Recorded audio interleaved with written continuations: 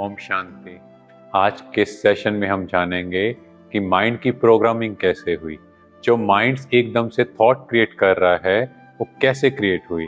ये हम चलते हैं हमारे बचपन के दिनों में।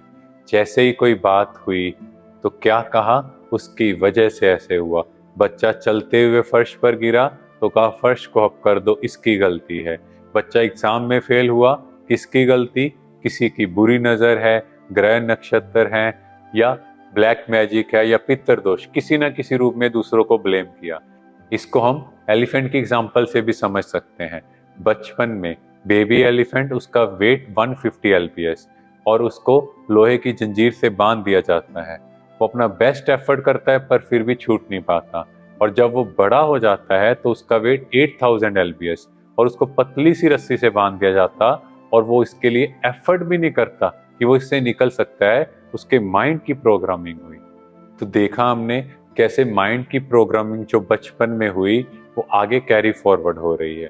बट एक और एग्जांपल से हम समझ सकते हैं, जो पेवलोव एक्सपेरिमेंट है, जिसमें उन्होंने डॉग्स पर एक्सपेरिमेंट किया। उन्होंने बेल बजाई और उसके बाद डॉग्स को फूड ऑफर किया गया। तो जब भी बेल बजती डॉग से सलाइवा सिक्रीट होता और उन्हें पता था इसके बाद फूड मिलना है। बट कुछ दिनों बाद वो फूड ऑफर नहीं हुआ, सिर्फ बेल बजती, पर बेल की आवाज से भी वो सलाइवा सिक्रीट होता। इसका मतलब चाहे हम बड़े भी हो जाएं, कंडीशनड रिफ्लेक्स से वो इमोशंस क्रिएट हो सकते हैं। इससे हमें समझ आया कुछ प्रोग्रामिंग बचपन की है और कुछ जैसे हम बड़े होते हैं जो कुछ देखते हैं वो कहीं ना कहीं हमारे माइंड में चलता जाता है। और देखें जैसी एक्सटर्नल सिचुएशन आई, हमारा रिस्पॉन्स इंस्टेंट होता है। पर उसके बीच में हम सबके पास चॉइस है, या हम कहें कि हम रिमोट या फिर रोबो या पपे। हम नहीं है कि कोई भी आए बाहर से कुछ भी बोले और हमसे वो स्टिमुलस क्रिएट कर दे। सेकंड, हमारा माइंड का जो वर्किंग है वो कहीं ना कहीं रिवॉर्ड सिस्टम या पर्सनल बेनिफिट से भी लिंक्ड है। क्योंकि माइंड की प्रोग्रामिंग ऐसी हो चुकी है, जब तक हमें खुद का बेनिफिट दिखाई नहीं देता तब तक हमारा उस काम को करने का मन नहीं होता। इसीलिए ये कड़वा सत्य है कि आज के टाइम जो समाज में बिटरनेस बढ़ रही है, सेल्फिशनेस बढ़ रही है, या लोग एक दूसरे की हेल्प नहीं कर रहे, कहीं ना कहीं ये रीजन है। जैसे एक छोटे बच्चे को कहा गया कि आपके पापा आज आपके लिए शाम को चॉकलेट लाएंगे।